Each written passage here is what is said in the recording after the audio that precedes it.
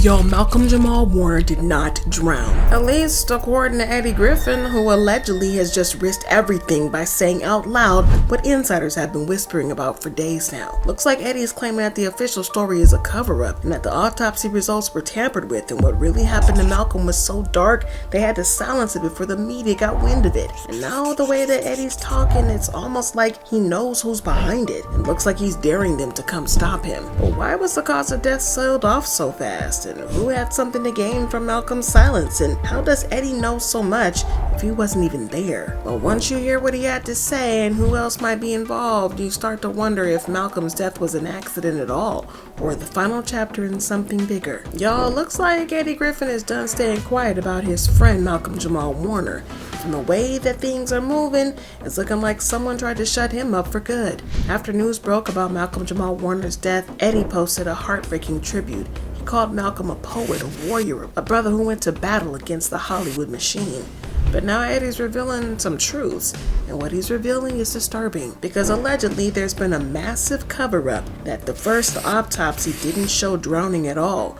If that's true, then what really happened to Malcom? Who's rewriting this narrative behind the scenes, and why is Eddie risking it all to allegedly expose the truth now? Y'all, allegedly, when the first autopsy was done, there was no water in Malcom's lungs. And that's a huge red flag, because when someone drowns, the lungs always fill up with fluid. And that's how doctors know that a person was alive when they went under. But in Malcom's case, nothing. No water, no fluid, which raises the question, was he already gone before he even hit the water?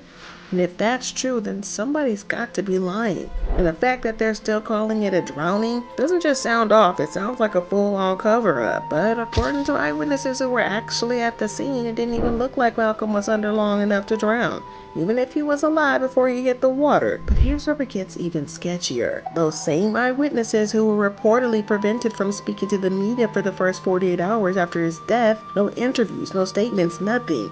And anytime there's a gag order like that, especially right after someone dies under suspicious circumstances, yeah, something's definitely being hidden.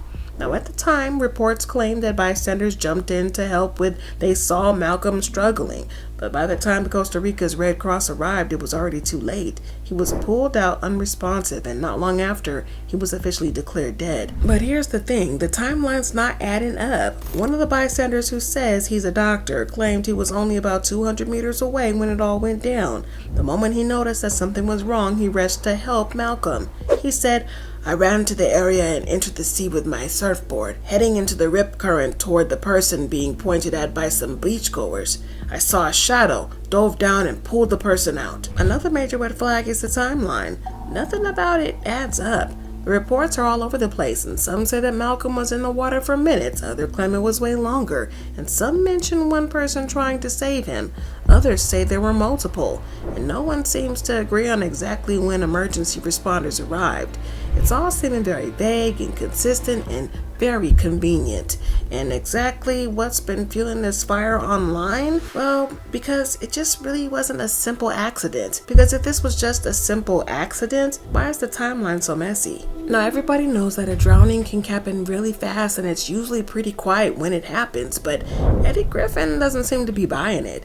Allegedly, he's standing firm on his belief that Malcom was already gone before he even touched the water, and that somebody must have pushed him in to cover up what really happened, allegedly. See, apparently, it would have taken a doctor less than a minute to reach Malcom. So how is it that in just a few seconds, Malcom was already unresponsive? It's not adding up. But let's not forget, Malcom was a strong swimmer. He knew better than to go diving into dangerous tides, which only makes this whole situation look even more suspicious. And when you add in that this is a suspicious autopsy about how there were no fluids in Malcom's lungs, the rumors about his daughter being there, Eddie's claims start to make even more sense. But what really has Eddie raising eyebrows is how quiet everything's been. Almost too quiet. Clay's Beach isn't some remote hidden getaway. It's a busy public spot, full of tourists and locals every single day. So how is it that not one video or photo from the scene has surfaced? Not even a blurry clip? That's strange enough. But what's even weirder is that the few witnesses who have spoken out sound like they were reading from a script, because their stories feel off, like they were coached on exactly what to say. So yeah, we get it, filming someone in their final moments is creepy. In a perfect world, people would show respect. But let's be real, When has the internet ever played by these rules, especially when a celebrity's involved? Whether it's shock, clout chasing, or plain old curiosity, someone usually pulls out a phone. So nobody did that here? But allegedly what really locked in these suspicions was that this wasn't just some tragic accident. It was the fact that no lifeguards were on duty the day Malcom died. And get this, the Caribbean Coast Guard later said it was due to resource issues, but the same department had already flagged the beach as high risk for years and reportedly assigned extra lifeguards to that very spot. So why wasn't anybody patrolling it that day? Then suddenly, right after the news broke, they rushed out with a statement saying they're now redirecting resources back to the beach, along with another known for rough waters.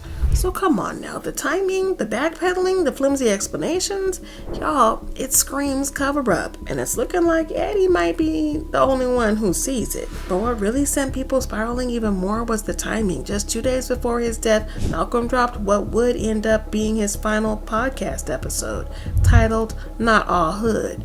And in that snippet that I'm about to show you, he opened up about survival, black identity, and the constant fight to rise above the stereotypes. But there was one line in particular that's now haunting everyone who heard it. Black survival in itself is black excellence. That line hit different after the news broke, and for a lot of folks, including Eddie, it didn't feel like a coincidence. Because black excellence now is attributed to fame and money. Never. So that's been my issue. Never for me. With it. But now when I'm looking into the story, like black survival in and of itself is black excellence. Because we've always had to supersede, do better, and more things have been put in our way to cross over. But here's where things got even deeper. Malcom was a proud black man who was unapologetically vocal about race, power, and how black men are portrayed in America. And in the final podcast episode I'm playing, you can feel the weight of everything he's been carrying. Another clip resurfaces where he's breaking down how the media strips black men of their humanity and how they're boxed in, labeled, and pushed to the edge just for existing. And when you line that up with the timing of his death, it's not hard to connect dots. It looks like Eddie Griffin is connecting them dots for sure. The black community is not a monolith. There's so many levels and lanes to the black community, and we wanted to have a space where we could acknowledge, discuss all of those lanes, because they're so varied in terms of our perspectives and our opinions and our ways of life, and we wanted to be able to have a place where we can talk about all of those things, discuss all of those things, and shed light on the not all hood aspects of who we are. But what allegedly has Eddie on the edge is the timing of Malcom's podcast. It dropped just 48 hours before his death. And it looks like, that can't be a coincidence, right? Allegedly, he's convinced Malcom was trying to send a warning. And now, according to someone very close to him, Eddie's been carrying serious guilt for not catching the signs in time, for stepping in and helping when it mattered. And if that's the case, it leaves us with one chilling question. Was Malcom's silence for speaking too loudly? What makes all of this even more disturbing is that Eddie isn't treating Malcom's case like some isolated tragedy. He's connecting it to a much bigger pattern. One that seems to follow powerful black men who refuse to play by Hollywood's rules. Now, Eddie also claimed that there was a long history of outspoken black voices being torn down the moment they pushed back. He brought up how the media and industry elites have a way of demonizing black men once they stop being controllable. He pointed to Nipsey Hussle, who was down while promoting black ownership. He mentioned Martin Lawrence, who was thrown into a psych ward after he started fighting the system, and Dave Chappelle, who walked away from a multi-million-dollar deal and got dragged for it because he refused to sell out. So now Eddie's asking the question nobody wants to ask out loud. Was Malcom's death part of that same system silencing another voice that got too loud? But now it's starting to look like Eddie might be putting a target on his own back, because if there's one thing we know, is that powers running Hollywood don't play when it comes to getting exposed. They don't like questions, and they definitely don't like anyone challenging their grip. And now that Eddie's claiming that he has a copy of the autopsy that proves Malcom didn't die in the water, yeah, he's not stirring the pot, he's kicking it over. And if this is true, he's not just risking backlash, he could be risking way more than that.